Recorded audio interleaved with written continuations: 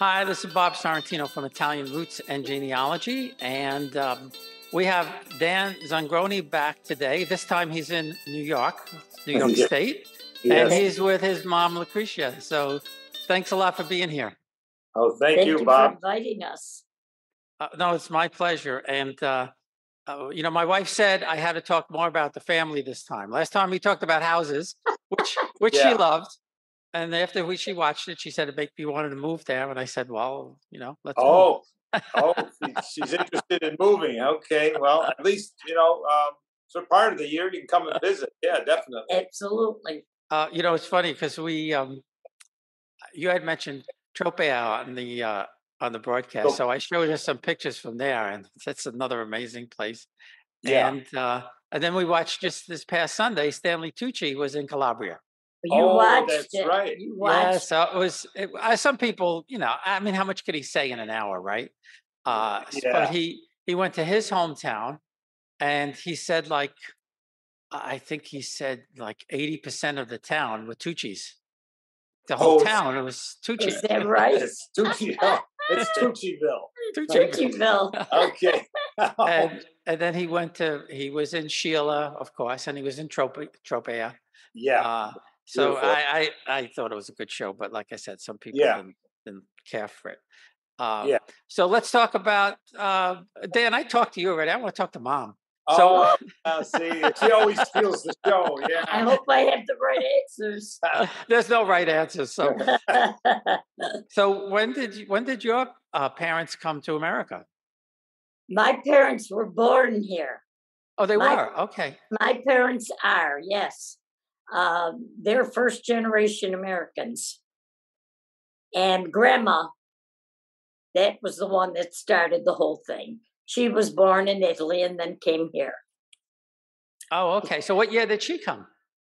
She came, she was only a young girl. I think it was 1901, maybe. Yeah. Oh, so pretty early then. Yeah. She had one child. She had one child there before she came. And then when she came here, she had the rest of the family. Right. And that's not too dissimilar from my family, although both my parents had brothers or sisters born in Italy. But my grandparents all my grandparents came in 1915. So how did they wind up you're in Utica, right? So how'd they wind up there? That I don't know. Well, my best guess is because I've got, it gets complicated very quickly because once you go back, you've got both sides on both sides. You got two sides to my mom and two sides to my dad. My dad's grandfather came real young because he wasn't on the ship manifest or anything. The Zongrones. Zongrone. He probably worked his way over.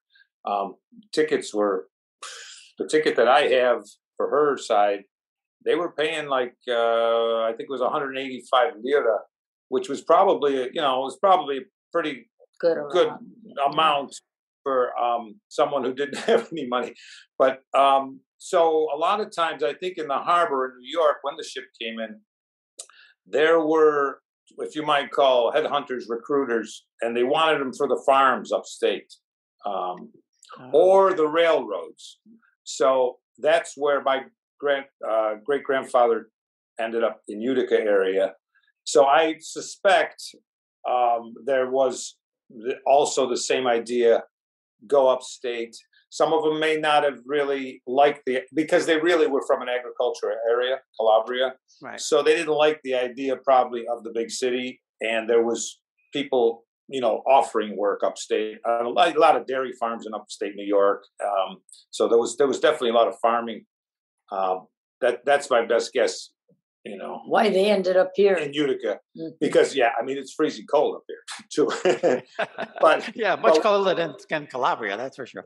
But once they got here, they probably they had a job and they realized, and they probably one year after another, there was more and more opportunity. They started meeting other people from Cropani, literally from the same town they came from. They met other people that were from Calabria as well, nearby towns, and of course, then there was cotton mills. Yeah. Cotton mills. And then they'll probably meeting a partner, and before you know it, they're their family was growing. Yes.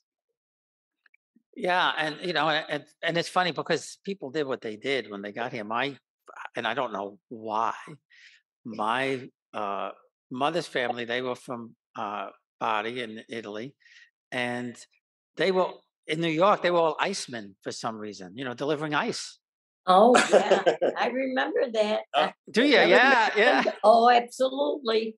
Well, my uncles would do it. My uncles delivered ice. Yeah, that's right. They had a little sign, Bob, in the window, both sides. One side said 25 and 50. The other side 75 and 100. Yeah. And whichever number of pounds of ice they wanted, that's the side they turned up. And they would come, the Iceman, with those big ice tongs. You remember those? I don't remember them, but I've seen pictures. No, you don't. We've seen them in the museum, I guess. Absolutely. And then I can remember as a child jumping on the truck with the ice in it and getting their pick and knocking a little piece of ice off so we could suck on it. Oh, jeez. That's the truth. Well, my uncle Dominic, my mother's uncle actually, so my great uncle, he had a finger that his finger went this way, sideways, because he hit it with the ice pick one time and killed the nerve, and it's permanently stuck out at an angle. Nobody ever fixed it. No, well, back then. Yeah, good for drinking tea. But a couple of my uncles, delivered ice. That my uncles would have been, most of them would have probably been over 100 now. My mom would have been 96 or 7. But they used to, in New York, 5 flights up, walk up with 150 pounds of ice on their back. Oh, yeah. We lived on the 3rd floor of a 6-family building. Oh, really? Yeah. So that Iceman was busy. So how often did they bring ice? Was it every day, every other day? No, every other day, maybe 3-4 days. And I remember getting a lot of slaps in the back of my head because I forgot to take the basin out from under the refrigerator where the ice was melting. Oh, wow. That's so cool. Take the basin out and dump it every now and then. Oh, it dripped. Yeah. It dripped. Yeah. It would drip. It melted. Yes. Wow. Yeah. That's something. So when did you get a refrigerator? Oh, boy, that's a good one. Your mom had one, right? My mom, when my mom got married, they had a refrigerator. Well, that was 1926. But I spent so much time at my grandmother's. At your grandmother's, yeah. That's where I got all the goodies. Now, most of the family, they laugh when I tell them about the trolley car that used to go by, and every now and then, the men used to come with the hot tar to fix the track so the trolley could run smoothly as it went by Bleecker Street. And as that tar was melting and hot, we would go and snitch a piece of that and chew it. Oh, no. Yes. Oh, my God. That was our gum. We couldn't buy gum. Oh, my God. Really? We chewed the tar. Did you blow bubbles? Some of them don't believe it, but that's the truth. Oh, my God. Yes. All right. Maybe. All right. Wow. Dan, you're getting an education along with the rest of us. No idea. Oh, my goodness. Yeah. Well, I remember my mother's family they were very poor. And, I remember my aunt telling me that they would get, for Christmas, they would get like an orange. That was a big deal. Oh, well, I occasionally got a piece of coal. Oh, really? That was not good. It meant you were naughty. Oh, I thought that was a myth. Oh, no, it wasn't a myth. I'd find a piece way down in there, but there was always an orange and maybe a penny or 2. Oh, my goodness. Oh, yeah. Wow. Oh, yeah. Yeah, they weren't gifts like we see now under the tree. No. Computers and their Visa cards and everything else under there now. And I bet you were happy to get that orange and the penny. Oh, my God, we were thrilled. Yeah. Yes, of course. It was special. It was all ours. Most times when we got something, we had to share it. Yeah. Well, and now, so did you was it a large family? Did you come from a large family? No, I had just one brother. Oh, One so that's wonderful brother. relatively small, yeah, for Italian family Yes. back then. Yes. Yes. Yeah, I actually didn't have any first cousins, which was odd. Wow. Yes. Yeah. My Very dad, odd. Yeah. my dad had no brothers and sisters, and my mom had the one brother, That and never he didn't have married. any kids. Never married. So we extended out. You know, everybody else was our cousin. You know, That's the Yeah, yeah. Bonacci side. That's the Bonaccis. We'll be right back. Experience Italy like never before, traveling with a scheduled group or create your own bespoke tour with friends with PhilItaly.com. Pack your bags and follow Phil. That's www.philitaly.co.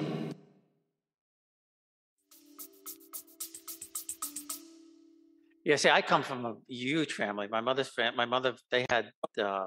she had 9 in her family. So I had cousins, all over the place.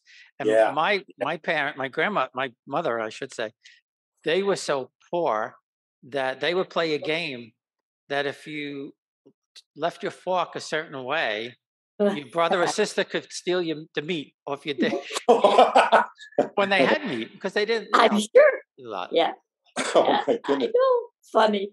So Wow. many wonderful things. Yes. So what did your dad do for a living?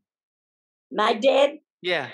My dad worked in he used to make fishing rod reel of the Thai Horrocks Ibbotson. Do you know that name? Remember Horrocks Ibbotson? I know, but I'm not a fisherman, so that wouldn't be. They were high. Mostly fishing They equipment. were wealthy people here, and they owned that factory. Yeah, kind of sporting goods. But Utica, of course, had a lot of factories. In fact, I noticed behind you, the hand embroidery stuff. Yeah. They had the mills here before they went south and all. My mother worked in the cotton mills. Yeah. And my father did that. He made flies for fishing. He would wind the flies, or he would wind the fly rods that they produced. And that was a real skill to be able to do that, right? Yes, it was. Oh, he was a big fisherman. He was quite the fisherman, and very skilled at it. Back then, I mean, the creeks must have been beautiful with the trout. Because I remember even as a kid, we would get some trout, and there was other fish. Of course, there's bass and there's pike and there's a lot of fish. But a lot of fishing around here. It changed pretty quickly, but I could imagine what it was like in the 20s and 30s. It must have really been full, all the creeks and the rivers. Yeah, it was.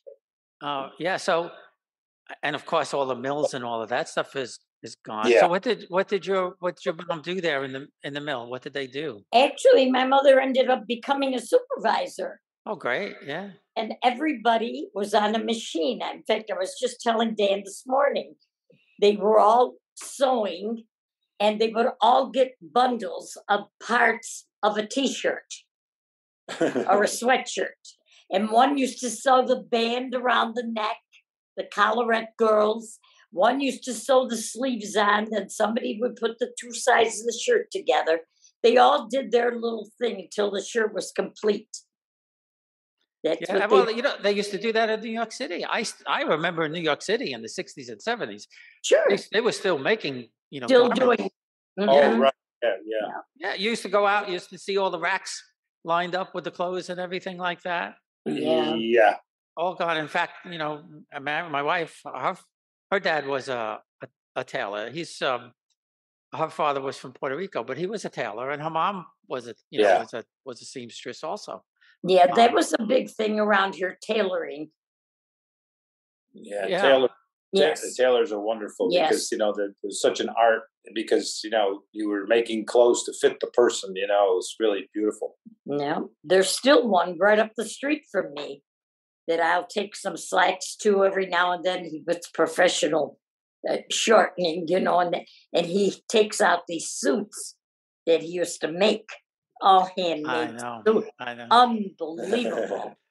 My cousin in the 70s, early 70s, my cousin Ronnie and his partner Richie, they had a custom clothing store in Gramercy Park in New York City, and it was all, you went in, you got measured, everything was made in the basement right there. They had a couple of tailors. Oh yeah. And like you said, you got to pick the material and the suit. You can't You can't imagine the suits. No, unbelievable. Not the same as they used to be.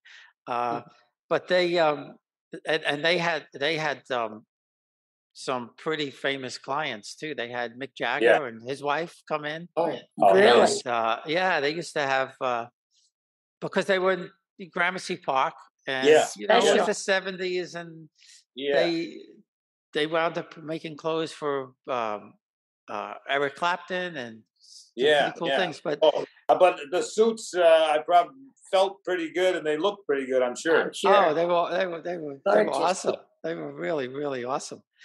So I have to ask you, what was it like being an Italian American, if you experienced any of it? You know, I've asked a couple of my cousins when the war broke out or when the war ended. Do you remember?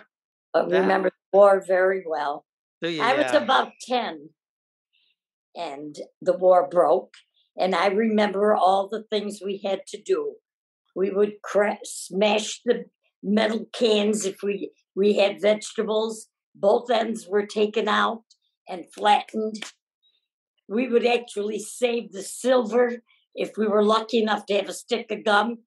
The silver that lined it. Do you remember how the gum, all that, and roll it into a ball? It was like aluminum foil. Yes, it was aluminum foil. Exactly. Wow. I remember the rationing. I remember the relief. We used to have to go to the firehouse with a little slip of paper. Maybe we were lucky that week. We got butter, cheese, sometimes. And to the day he died, my brother would never wear corduroy, because in those days, you got corduroy knickers, whether you liked them or not. And you wore them. That's the truth. And he didn't like them. He hated them. He hated them. That's so funny. That's so funny. Yes. Now, do you know if I know because my grandparents had to register as enemy aliens. Did your grandparents have to register? Do you know? No, I don't remember any of that. Well, you were young. Yeah, it was a strong population in Utica, very strong Italian. All on one end of Utica. And we had a fellow who actually married into the family, and he befriended Franklin D. And so we were in pretty good shape up there. Yeah, he might know him. he won. Franklin Roosevelt won that year his presidency. So this guy who who married into the family, he married my grandfather's sister, and there was a good connection between Washington and Utica. He was an elephant. Do you know that name at all? Yeah. It sounds familiar. Yeah. Yeah. Yes, he was an elephant, and he was all for the Italians. Started them working on construction. Formed this Workmen's Benefits, WPA, laying bricks, building swimming pools. There's 2 swimming pools still standing in Utica. They were built by them and in use all summer. Yes, they were very strong, the Italians. They were East Utica. They stayed in one part of town, it seemed. And the Polish people stayed on the other side of town. That's the way it was in New York. Everybody had their section and everything like that. Yeah. Because they weren't naturalized, both my mother's parents had to. I still have the card with their photo on it. Yeah, that they were enemy aliens. That didn't last very long because, of course, Roosevelt needed the Italians to go to war. So for sure, right? Yes, he had to get rid of that, pretty quickly. Yep. Right. So did your grandparents at all? Did they talk about Italy at all? Not really. I have to say that, but all spoken in Italian in their house. The little bit that I learned, that's where I got it. And like I know you said yourself, the only time my mother and father spoke it is when they didn't want us to know what they were talking about. Exactly. Yeah, exactly. because they spoke fluently. Yeah. Well, yeah, sure. The same thing here. They had. My parents used to argue who spoke better Italian because my mother was from Bari and my father was from Naples, and the dialect was completely different. I mean, they understood. They're all special. Okay. Yeah. they understood each other, but they would always say, "Well, you're not talking real Italian. You're not talking We don't Italian." say it like that. I know the Calabrese had their own way of speaking. Well, and I mentioned to Dan the other day when we talked about I'm trying to learn this song in Calabrese, and they sent it to me, printed it out, and it doesn't look anything like Italian. Oh dear, what was it? Yeah. The song is Mangia Grappa. It's eat the goat. Eat the goat. Eat the goat. Eat the goat. Yeah.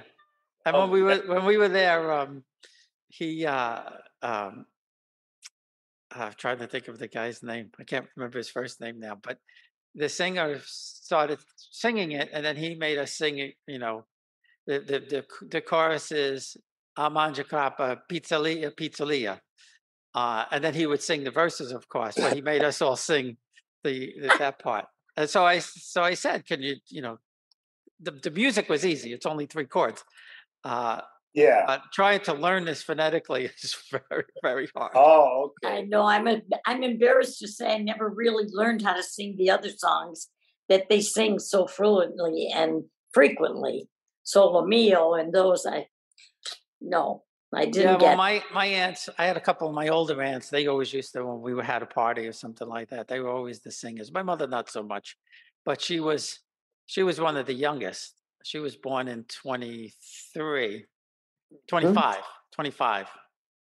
And her oldest brother was born in, I want to say, like 1906. So there was a. Oh, yeah. There was between the oldest and the youngest in my mother's family was 20 years. And in fact, she had some nieces and nephews that were almost the same age as her. Oh, brother. Yes. Yeah.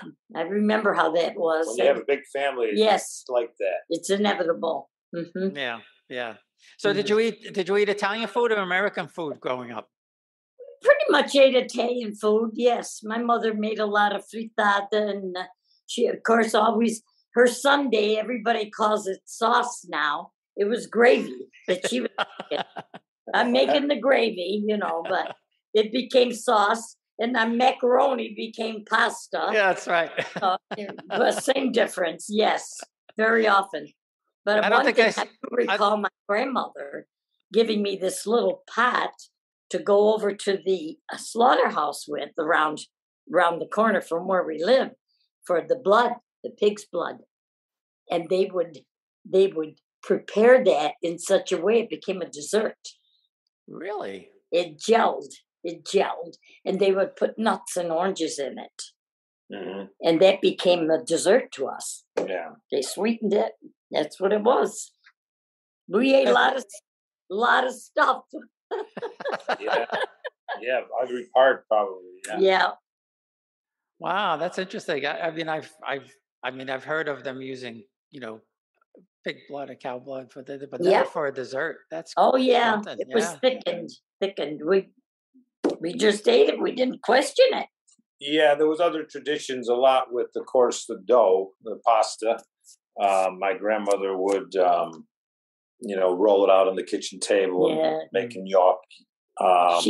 And then she'd make the dough, and then, of course, other pieces, sometimes, she would just take the dough and just throw it in the hot oil and fry the dough and roll it in sugar, we have, That was another dessert. Pretty simple, but, it wasn't too bad. A lot of the flour back then, I don't know. That's what you got, pizza feet. Yeah. I got stale bread, wet, put it under the faucet, Grandma would say, put it under the faucet, my grandma, and sprinkle some sugar on it. It's good.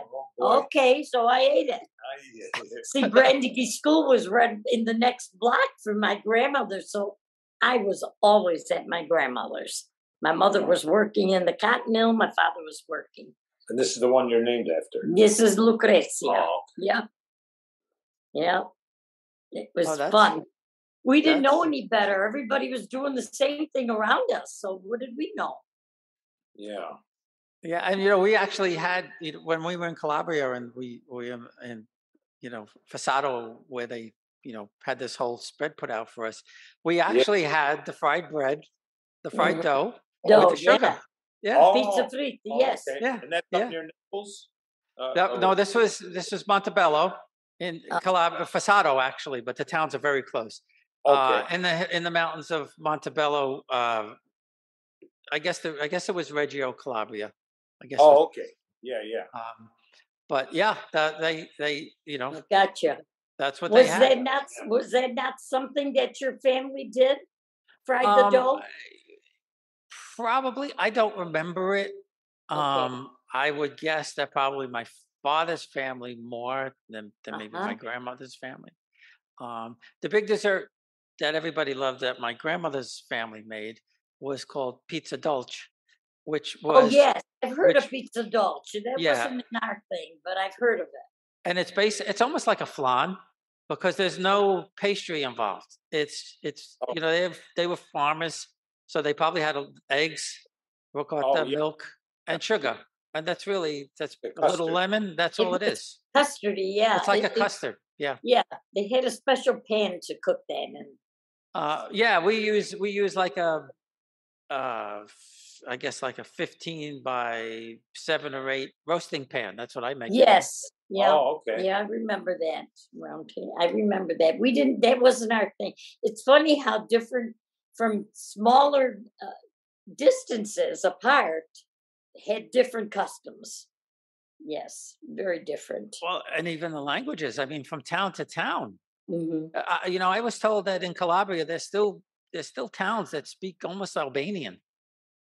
I'm sure. Well, they do have a lot of Albanians there. Yeah. That's true. The people at the Lagaros, weren't they Albanians? Yeah, they've been coming for hundreds of years. Yeah. Because it's just across the water. Yeah, it's just across. Yeah.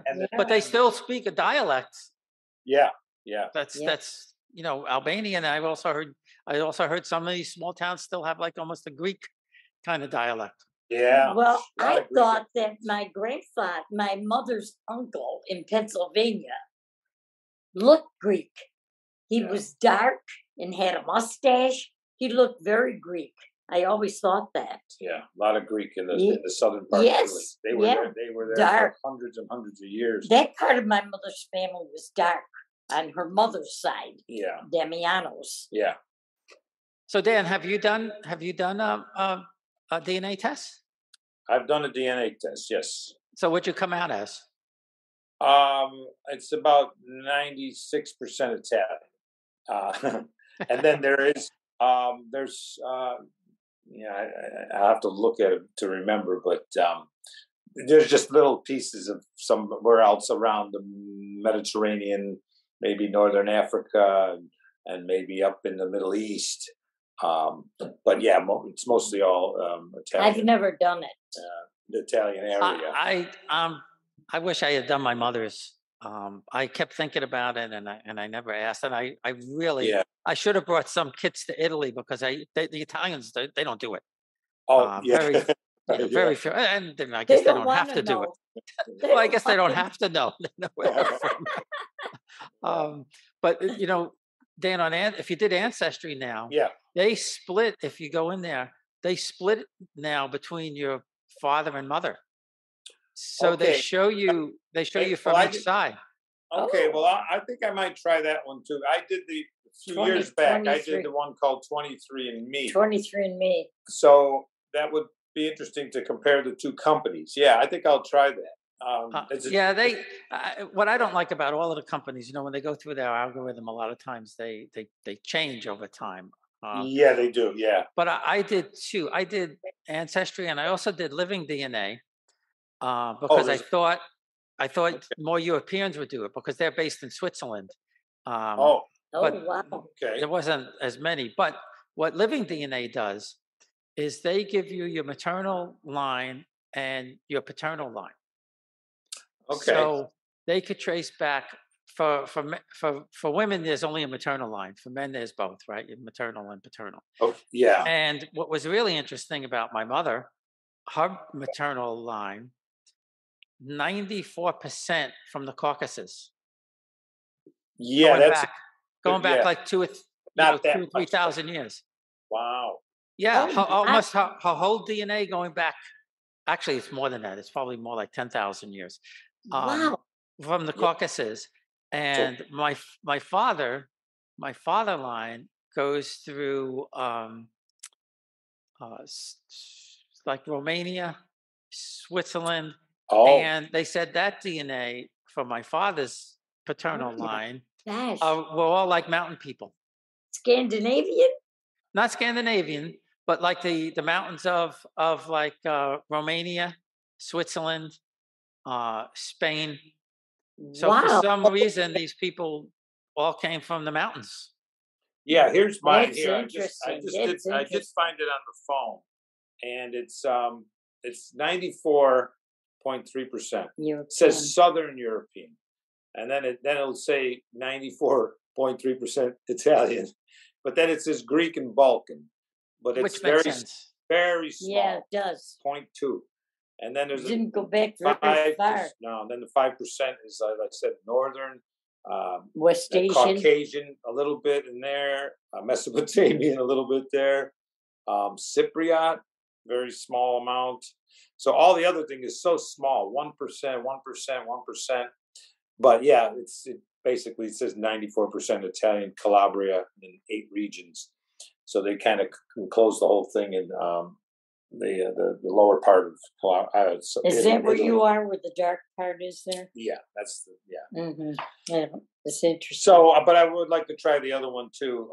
You know, she hasn't tried it, but you know, you do collect all these documents, as I am, for the citizenship that's required to present to the courts, and you end up picking up all these little stories, you know, because other people that I know that are in the family have told me things, and you know, whatever. It'd be interesting to see my grandchildren take it. That's what I'd like to see, because most of my kids married.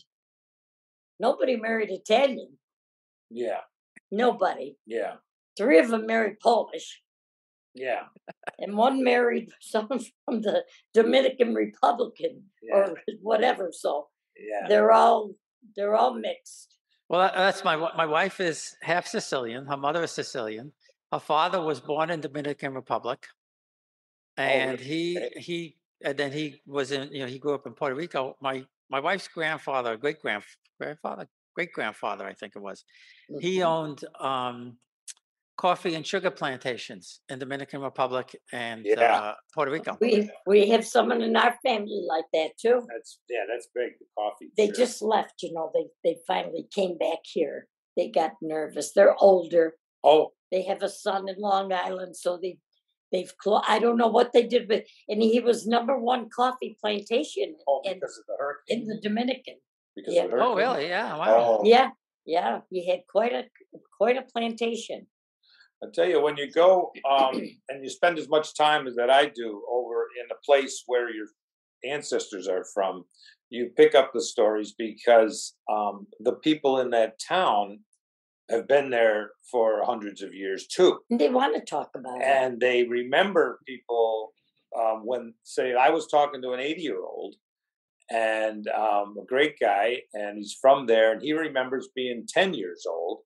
So he remembers my grandfather's brother, you know, because, you know, when he was 10, it was, I don't know, 70 years ago.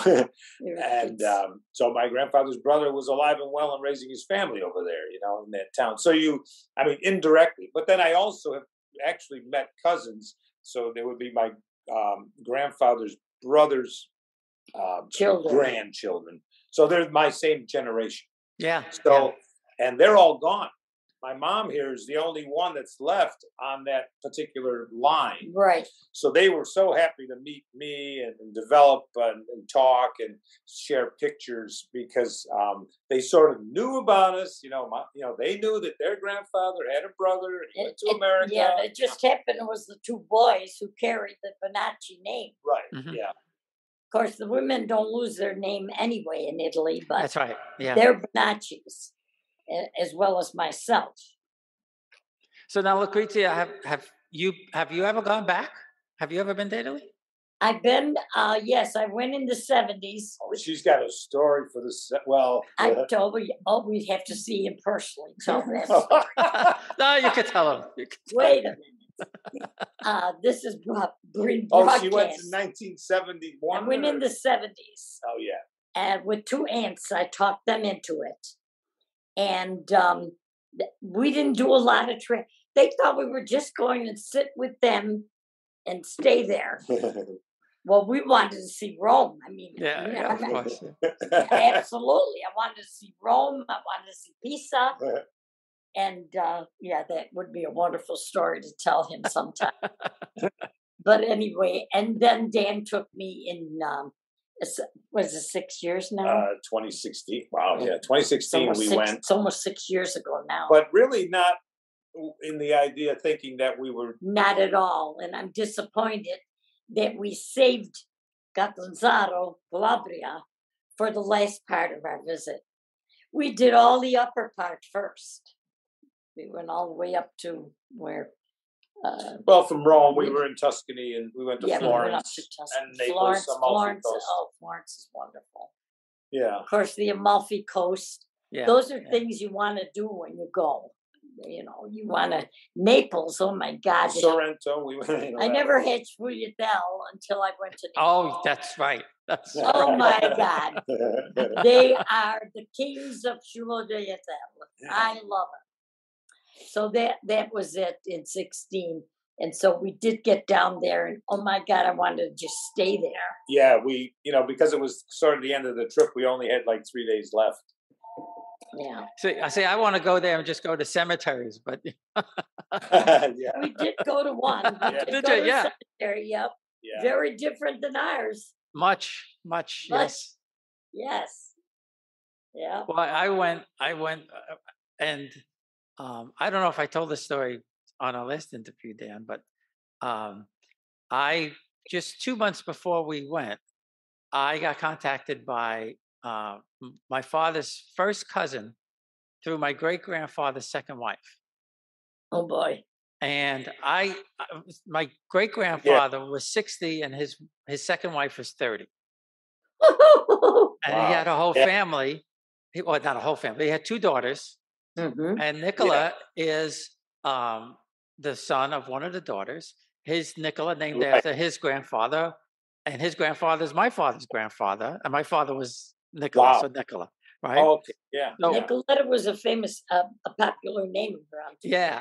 So Nicoletta. He contacted me, and we met and for lunch because we were having a thing with the family. And he said, on Tuesday, I'm going to meet you at the cemetery, and then I want you to come with me. So I said, well, it's okay with the driver and with the Tizia, you wait a driver inside. So they said, yeah, it's fine. Do whatever you want to do. You can do whatever you want to do. Oh, so okay. He took us to the cemetery where my great grandfather was buried, along with his second wife, and Nicola's mother and father, and his aunt. They were all together. But then he showed me the crypt from the family that my great great grandfather sold because he liked gambling and women. So he wound up selling the crypt. Maybe he gambled it away. Possibly. And in fact, my great grandfather was illegitimate. Oh, okay. But he was the first child, and from what I could piece together, my great grandfather's wife adopted or took on my great grandfather somehow, because it's on his birth record that he was definitely illegitimate. Really? He was, yeah. And so anyway, Nicola takes us to this apartment, and we're going up the stairs, and he says, just wait for 1 minute. And he goes up, and I hear all this Italian going on and back and forth and everything. And he says, okay, you can come up now. And there were 2 women in their 90s. And they were my father's first cousins from my grandmother's youngest brother. Oh, wow. Yeah. And I never knew these women existed. I never knew. Yeah. This is and we're standing there, and they go get photos, and they take out the photo of my parents' wedding with my grandmother's writing on the back. Oh, Yeah. God. So many things. My mother wrote all over the photographs. That's right. That's what they used to do. Yeah. Wrote right on the photograph. Yeah. They used to, in fact, this was like back then in the 20s, it was almost like a postcard. Because on the back, you could actually have I've the place seen for the them on address and postcard. everything. Yes. Yeah. Yeah. Okay. It looked just like a postcard. Yes. And then when we got back, a few weeks after we got back, Nicola went through his mother's things, and he found photographs that my grandmother sent from America to Italy.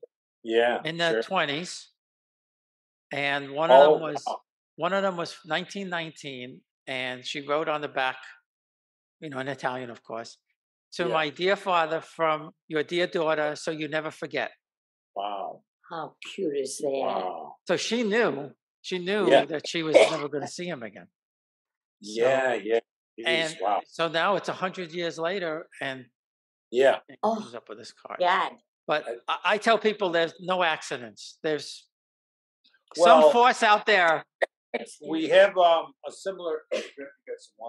We have a similar story. So my fiance and I were looking at the house to purchase, and we see a steamer trunk in the house because the furnitures were in there.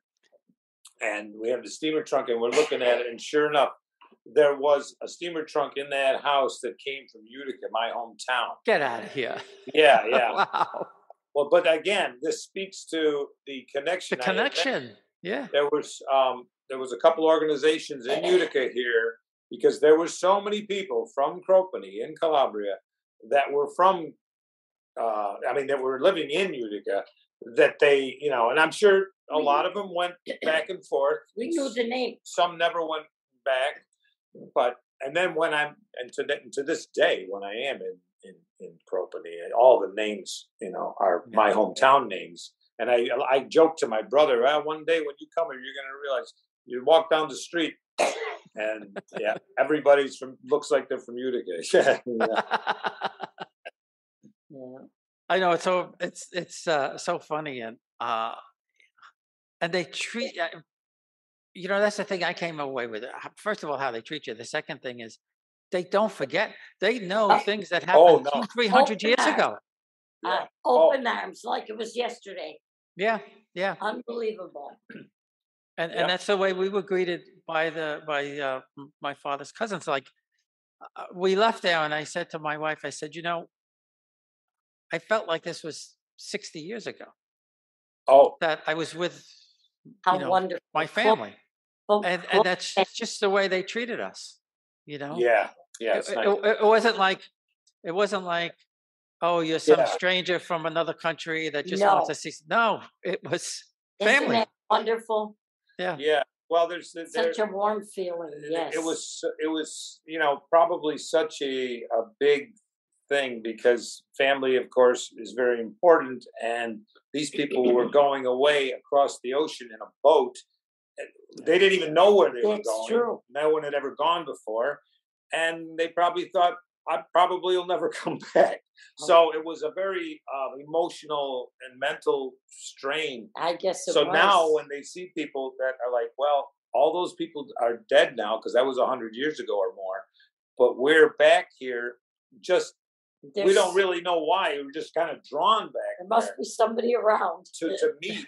Sure enough, things as the years go by, as the months go by, especially for me, because I'm able to stay because I have a property. You just find more and more people that are there, and they knew people that we knew. So it's wonderful. It's wonderful. Now, Sorrentino, there aren't too many Sorrentinos around here in Utica. I don't think anybody settled here. There are Fiorentinos. You know that name at all? I know that name. Sure, I've heard that name. Yeah. We knew that. That's a Calabrian name as well. There's a store down there called Fiorentino. Every country we passed, every street. I know those people. Also the town. Everybody had the town of Nevada.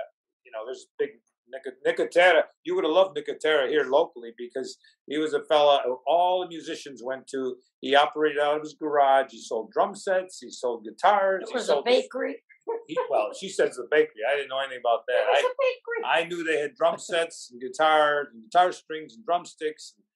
The guy was great, and what he did, which is very similar in Italy. He lived in the house and he turned his garage into a store. Yeah. And in Italy, you live above what they call your the magazine. business. You live above what they call the magazine. Uh-huh. And you open that up with an overhead door, and that's where you sell your cheese and your wine and your bread. Gosh, imagine how wonderful that must be. You need a loaf of bread, you just go down the street. Yeah. I paid $4.50 for a loaf of bread last week. $4.50. It's not. We went to the store today. I couldn't believe $50. We had nothing. Oh, no.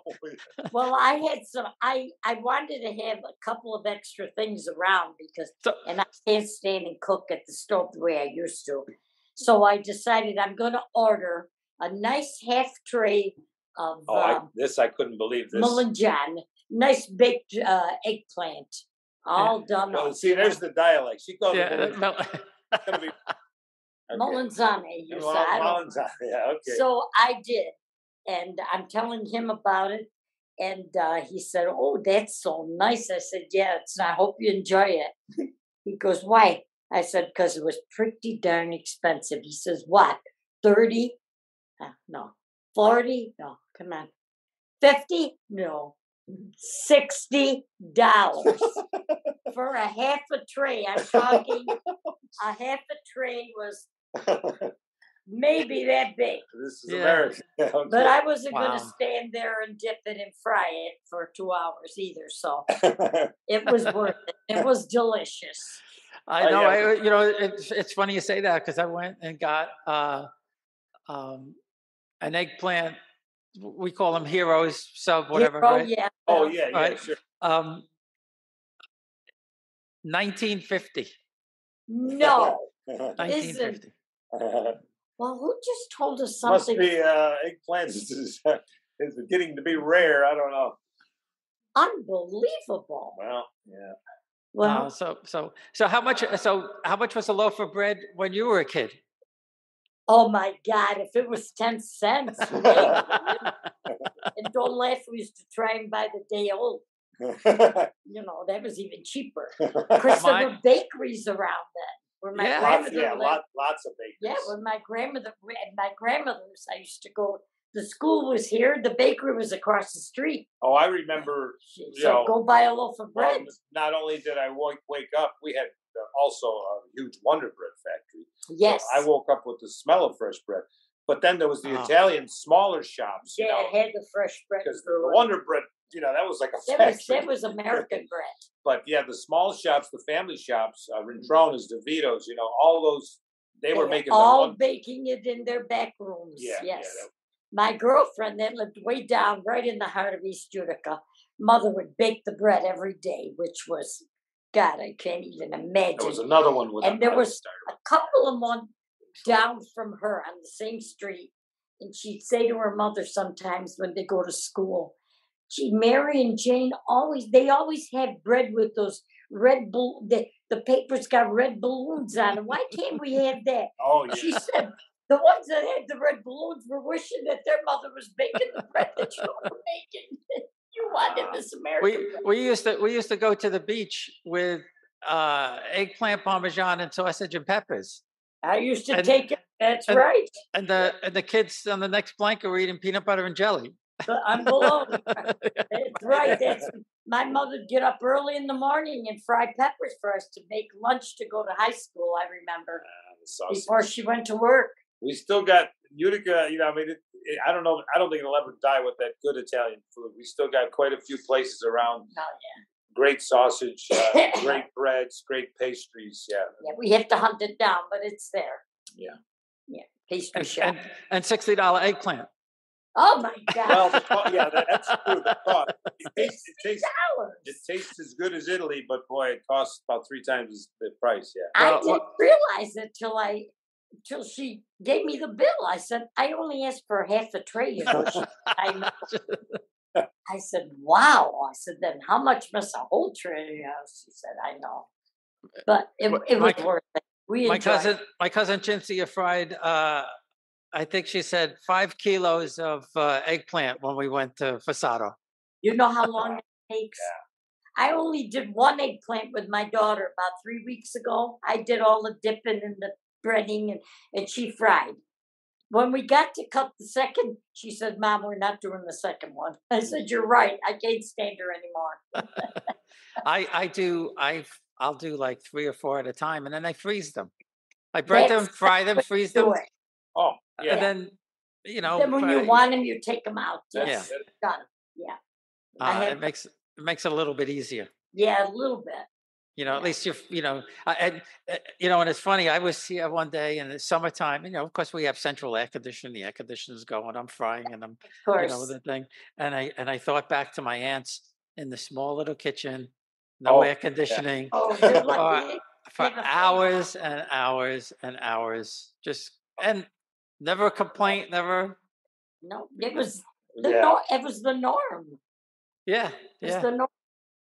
That's where everything was done. Well, that's why Italian food tastes so good. It's because it's made with love. So that's yes, it is. Yeah. Yes, it is. That's a big difference. Yeah. Well, listen, Dan, Lucrezia, I really appreciate it. I thank you so much for doing this. It was a lot of fun. Oh, we're happy to do it. Great. My daughter in South Carolina will be looking forward to watching it. Oh, good. Yes, she does it. Good. We record it, and they'll watch. Yeah. Wonderful. Thank you. Congratulations on putting together a good show like this. I see a lot of your other interviews as well as your other posts and all the other information. It's really it's fun. It's good stuff. Yeah, it's fun to watch. Oh well, thanks. I appreciate it. And I'm hoping any day now. My book is going to be out, so you need to sell some in Utica. Yeah. What's the name of it? It's called Farmers and Nobles, because my mother's family were farmers and my father's family were nobles. So I go through this why I started doing the research. Okay, great. And then I talk a little bit about my childhood growing up, and then my research, and then stories about the 30 or so noble families that I have. So wonderful. Well, we only have one bookstore, so hopefully it'll get to Barnes and Noble. Yeah. So what will be the easiest way to get it? Well, it'll be on Amazon. It'll be on Janaway, and I think I could sell them myself too, but I have to figure that out. But it'll be on Amazon for sure. Amazon. So. My kids are all on Amazon. What did they do before that? I don't know. You went to the bookstore. Yes. That's the truth. Everything changes. Thank you. Thank you so much for inviting us to do this. All right. No, it's my pleasure.